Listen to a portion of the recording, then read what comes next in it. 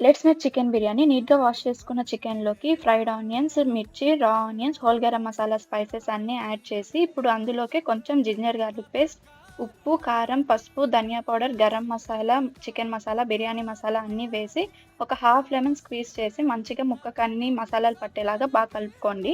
ఇప్పుడు అందులోకే కొంచెం ఆయిల్, పుదీనా, కొత్తిమీర వేసి, లాస్ట్‌లో పెరుగు గూడా వేసి మిక్స్ చేసిన తర్వాత ఒక 1 అవర్‌కి మ్యారినేషన్ కోసం పక్కకొదిలేయండి. ఇప్పుడు ఇంకో బౌల్‌లో వాటర్‌లో కొంచెం ఆయిల్, హోల్ స్పైసెస్, కొత్తిమీర, పుదీనాతో పాటు 30 మినిట్స్‌గా సోక్ చేసుకున్న బాస్మతి రైస్‌ని కూడా యాడ్ చేయండి.